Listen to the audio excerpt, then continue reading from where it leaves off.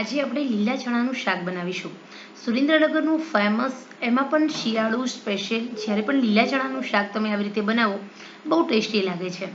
અહીંયા બજારમાં પણ તૈયાર લીલા ચણાનું શાક મળે છે, પરંતુ ઘરે ઓછા બજેટમાં અને ઘરના સભ્યો વધારે હોય તો બજાર કરતાં પણ એકદમ શુદ્ધ, એકદમ સસ્તું, ઓછા બજેટમાં અને સાથે વધારે ટેસ્ટી એવું આ ચણાનું શાક માત્ર ને માત્ર થોડી પૂર્વ તૈયારીથી બહુ સરસ મજાનું બની જાય છે. તો ચલો જોઈએ સરસ મજાનું લીલા ચણાનું શાક. આજની રેસીપી પસંદ આવે તો દિલથી લાઈક કરશો. અહીંયા સૌથી પહેલાં મેં 500 ગ્રામ જેટલા લીલા ચણા લીધા. લીલા ચણાની આવી રીતે અહીંયા રેડી ફોલેલા જ લીધા છે. અહીંયા અમારે સુરેન્દ્રનગરમાં ફોલેલા ચણા મળે છે. સાથે એક આખો ગાંઠિયો લસણ અને લીલું લસણ બંને ખાંડી લીધું છે. સાથે સૂકી ડુંગળી અને લીલી ડુંગળી બંને એક વાટકી, અડધી વાટકી જેટલા ટામેટાં. આટલી વસ્તુ પ્રોપર આપણે લેવાની છે. સૂકું લસણ, લીલું લસણ, આદુ મરચાંની પેસ્ટ અહીંયા મેં 3 થી 4 ચમચી લીધી છે. હવે અહીંયા આપણે 7 થી 8 ચમચી જેટલું તેલ પ્રેશર કુકરમાં મૂકવાનું છે અને આપણે આ તેલમાં વઘાર કરીશું. તો અહીંયા તેલ આપણું પ્રોપર ગરમ થવું જોઈએ. તેલ આપણું એકદમ મસ્ત પરફેક્ટ ગરમ થાય પછી જ આપણે આગળ સ્ટેપ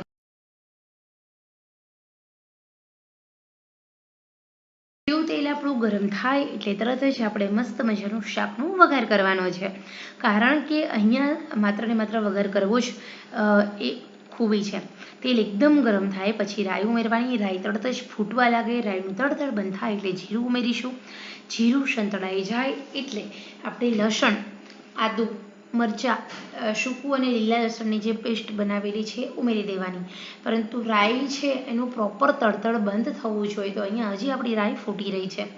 રાઈ છે એનું તડતડ બંધ થાય અને પછી તમે કોઈ પણ શાકનો વઘાર સ્ટેપ બાય સ્ટેપ આગળ વધારશો તો ખરેખર બહુ ટેસ્ટી, મજેદાર એવું આપણું આ શાક બને છે. અહીંયા આપણે કોઈ પણ પ્રકારની રેસીપી સ્કીપ નથી કરી, વધારે એવું એડિટિંગ નથી કર્યું. આ શાક બનાવવા માટે નેચરલ જેટલો સમય જોઈએ એટલો જ લીધો છે. રાઈનું તડતડ બંધ થાય એટલે લસણ, આદુ, મરચાંની પેસ્ટ આપણે ઉમેરી દેવાની છે. અત્યારે જે લીલું લસણ મળે છે એની પણ ચટણી કરી અને વઘારમાં એડ કરવાથી શાકનો ટેસ્ટ બહુ સરસ આવે છે. એમાં પણ જો મરચાં તીખા હોય અને તમે વઘારમાં ઉમેરશો તો એનો બહુ સોડમ અને સુગંધ બહુ સરસ આવે છે. જે નેચરલ તીખાશ છે શાકની એ જળવાઈ રહે છે. તો અહીંયા આપણે 2 મિનિટ સુધી મીડિયમ આંચે તૈયાર કરેલી આદુ, લસણ અને મરચાંની પેસ્ટને સાંતળીશું. એ પછી સૂકી ડુંગળી ઉમેરી દીધી. હવે આપણે સૂકી ડુંગળીને સાંતળીશું. સૂકી ડુંગળીને આપણે 3 થી 4 મિનિટ સુધી સાંતળવાની છે. કારણ કે સૂકી ડુંગળીમાં અંદર રહેલો પાણીનો ભાગ આપણે બાળી દેવાનો છે. મીડિયમ આંચે આપણે સાંતળીશું. તળિયે ચોટી ન જાય એનું પણ આપણે ખાસ ધ્યાન રાખવાનું છે. ટેસ્ટ તમારે આ સબ્જીનો વધારે સારો જોઈતો હોય તો આ શાકમાં લસણ ડુંગળીમાં વઘાર કરવાનો, પરંતુ સૂકી ડુંગળી ઉમેરી અને તરત જ લીલી ડુંગળી ઉમેરવાની નથી.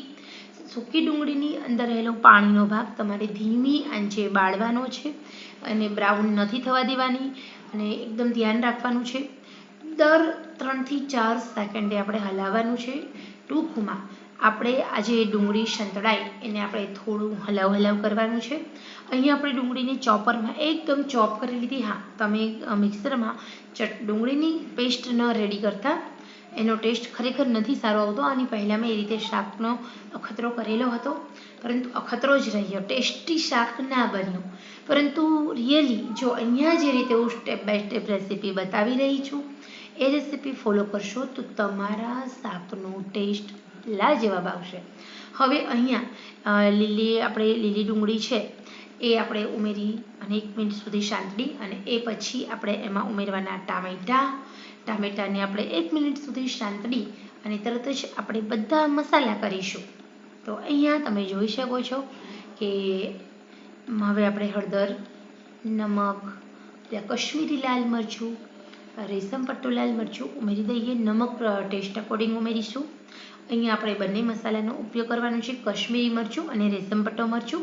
કારણ કે એક મરચું કલર આપે છે, એક મરચું તીખાશ આપે છે. તો શિયાળામાં સ્પેશિયલી બાજરાના રોટલા સાથે ખવાતું આ શાક, એમાં થોડી તીખાશ હોય તો મજા આવે છે. થોડો ગરમ મસાલો ઉમેરી દઈએ, ધાણા જીરું ઉમેરી દઈએ અને હવે આપણે હલાવી લઈશું. આપણને એવું લાગે કે આ શાક ઓછું તીખું છે તો ફરી આપણે મસાલો એડ કરીશું. તો અહીંયા આપણે હલાવી લઈએ. 1 મિનિટ સુધી આમ જ તેલમાં મસાલાને સાંતળવા દેવાનું, જેના કારણે ટેસ્ટ બધા બેલેન્સ થાય અને આપણું શાક ટેસ્ટી બને. હવે આપણે એમાં ચણા ઉમેરી દેવાના છે. તો અહીંયા મેં 500 ગ્રામ ચણા લીધા છે. ચણા ફોલેલા જ લીધા છે. ચણાને મેં થોડું નમક ઉમેર્યું, મેં ટેસ્ટ કર્યું કે મને થોડું મીઠું ઓછું લાગે છે. શાક અત્યારે હાલ થોડું ચડિયાતું રાખવાનું બધું, કારણ કે હજી આમાં ચણા આવશે. તો અહીંયા આપણે ચણા ઉમેરી દઈએ. ખરેખર આ જે ચણા છે એનું શાક શિયાળામાં ખાવાની મજા આવે છે. અમારા ઘરે તો દર બીજે દિવસે આ શાક બને છે. હવે આપણે ચણાને સરસ રીતે ઉમેરી દીધા, હલાવી લઈશું. ચણા ઉમેર્યા પછી આપણે 1 થી 2 મિનિટ સુધી હલાવવાનું અને પછી જ પાણી ઉમેરવાનું. પાણી એવું નહીં કે 500 ગ્રામ ચણા છે એટલે એ રીતે ઉમેરી દઈએ. લીલા કઠોળ હોય એમાં તમે પાણી વધારે ઉમેરો કઠોળમાં, પરંતુ આ લીલા શાક છે, આમાં ઓલરેડી પહેલેથી પાણી હોય એટલે આપણે પાણી ઓછું ઉમેરવાનું, હલાવી લેવાનું.